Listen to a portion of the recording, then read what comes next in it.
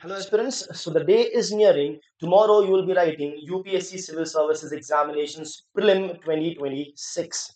So before you do, here's a quick video on 5 most important things that you should keep in mind which can be the game changer. It can be the difference between you getting the call for the mains or not. So without wasting any further time, let's quickly jump into the things that you should be doing in order to ensure that you make the cutoff for your mains 2026. So let's get started. So the very first thing that any aspirant should keep in mind is do not put pen to paper. Yes, absolutely right. So what you should do is, or rather what you should avoid doing is marking the OMR sheet directly. Yes, the enthusiasm would be high. You would be all filled with enthusiasm and all excited, and it can so happen the very first question that you come is probably quite easy, and you immediately want to get off the mark and get those first 2 marks. But hold on, do not do that. Do not mark the OMR sheet directly, please. Now, why am I saying that? That is really important because let's take a scenario. There are generally 3 questions on one page and another 3 questions on another. So when you open it, you will be having, let's say, around about 6 questions side by side. So let's understand different scenarios. Let's say no, you think you know the answer to the first question and you directly mark it. Now what happens is there is a high chance in this scenario or in this process that you make a lot of silly mistakes. Yes, so there's a high chance of silly mistakes. Some simple ones I'll tell you is you are not reading the word that they have asked the ones which are not correct, they have asked the ones which are correct. All these things are possible. Plus, at times, UPSC also sets a trap in which the option A would be the most attractive option, but not necessarily the right answer. That is why you should hold on to your horses. Don't mark that OMR sheet. Then what you should be doing? What you should be doing is simply don't have pen in your hand at all. Probably have a pencil in your hand. And what you can actually do is you can basically just look at the first question. You think if the correct answer is, let's say, A. So you will be having option A, B, C, and D. If you think the correct option is A, probably mark a dot so that you know this is what you think is the answer. Move ahead to the next question. When you move ahead to the next question, you may be confused between A and D. So mark it that A and D, this is what you're confused at. You move on to the next question. You don't know maybe anything about it. So don't do anything over there. Move ahead.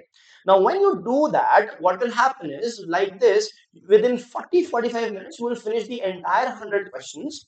And then while you were attempting or trying to solve the questions voluntarily, your involuntary or your subconscious mind will also be working simultaneously to get the information regarding the first question that you have read. So all these information will start coming out. Some questions you don't know about, you'll start knowing about them. Some questions in which you're left with 2 options, you will get more clarity in that. Some questions in which you think that A is the correct option, now your mind may be saying something else because new information from the subconscious mind is basically coming out over here. So a lot of these things are going to happen. That's point number one. Point number two is any question in which they have asked not correct, incorrect, and twisted. At times, all the most of the questions are of course not twisted, but not correct, incorrect. These things are definitely there. So there will be a lot of realization. This will ensure that as good as don't make any silly mistake at all.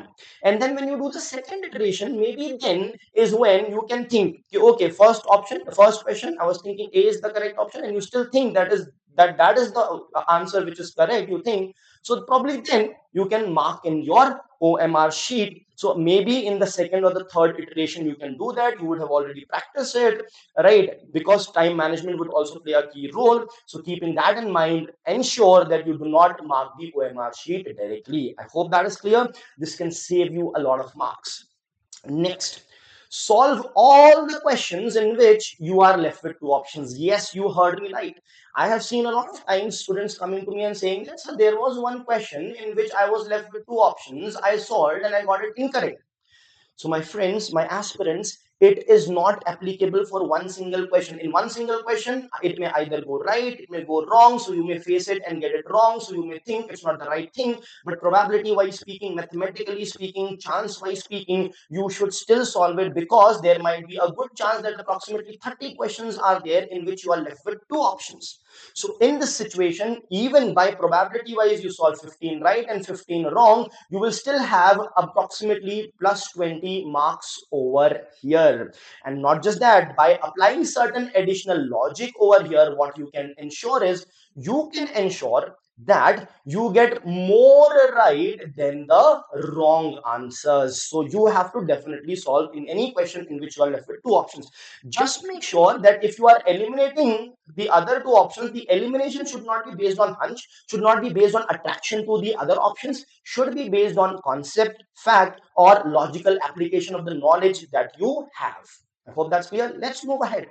Third, please do not get either excited or sad or panic. See, what would happen is there is a possibility you know all the first six questions, you get excited. In that happiness, your focus goes down, concentration goes down. You may end up doing a lot of questions wrong, so not needed. There can be a situation where in six questions continuously you don't know it. You might panic. You might unnecessarily try to solve the seventh question also, which you should have avoided. So don't do this. Do not get too excited or too sad. Just stay calm and control so that you can focus to the best of your ability and perform at your best. Because on the day of the exam, all bets are off. It doesn't matter someone has studied more than you. It is those 2 hours that will matter the most now. So this is a very straightforward thing. You cannot learn it over time, but voluntarily remember it. Do not panic, not get excited, not be sad as well. Another thing, very important, do not attempt or do not do ego attempts means you might have studied about one micro topic and you think, I have studied, I have invested my time in this, now how can I not solve this question? So it may so happen the question might be too difficult or you are not able to solve it. You are left with three or four options, but still you are trying to solve it because of your ego. So please do not do this. Anyhow, no one knows that you have studied and still not solved it, right? So keep it to yourself. Avoid the ego at least at the time of the examination and simply move ahead. Please do not solve such questions. It is the principle that you should follow. Here I would not say, you have to train yourself. Just keep in mind that this is the principle that has been told to me by Toha sir, and that is what you have to follow. If you do that, it can save you, it can earn you a lot of marks, and it can also save a lot of questions going into negative. And last but not the least, please keep track of the time. Now in GS paper generally you are not required to keep track of the time because it is quite fast, or you can say it's not quite lengthy as such. It's the CSET paper which requires more time and you feel there is a short of time. But sometimes even the GS paper can be lengthy. If you look at the 2025 paper, what had happened is in the match the following, they gave 3 columns instead of 2, so that consumed a lot of time. UPSC asked 2 questions which were based on numericals, so you have to solve a bit. However, the numbers were not quite difficult to do, detailed addition, subtraction, anything like that. But still, the students get fearful by seeing such thing and invest a lot of time. So that's a possibility. And I have heard a lot of students saying that, sir, I knew it, I got them right, I got a lot of right, I could have cleared, but sir, I could not fill the OMR sheet because I did not have time. Guys, how can you end up in such a situation?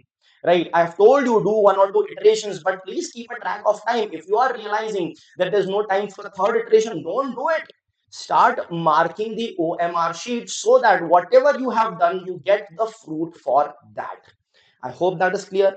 Now, a bonus point that I would like to add over here is please do not indulge in any kind of argument, conversation, agreement, disagreement with anyone throughout the examination. You might go to write the exam. What happened with me is there was one person who was before the exam talking to me, okay, you should solve more than 95 questions or else there is no chance. All right, fair. I just said, yeah, makes sense, makes sense. Just Avoid it, listen from one ear, remove it from the other, don't pay heed to it, don't get into an argument. Once your GS paper is over, stop searching for the answers, stop doing anything like that.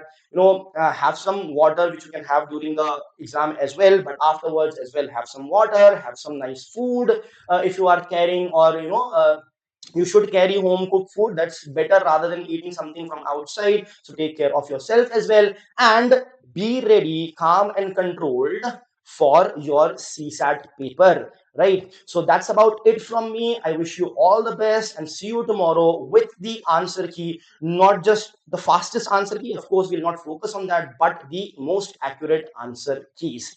Also, remember, this video also holds true for anyone who is going to give exam in next year or in the future as well, because you will also be facing this eve of the prelims examination. So that's about it.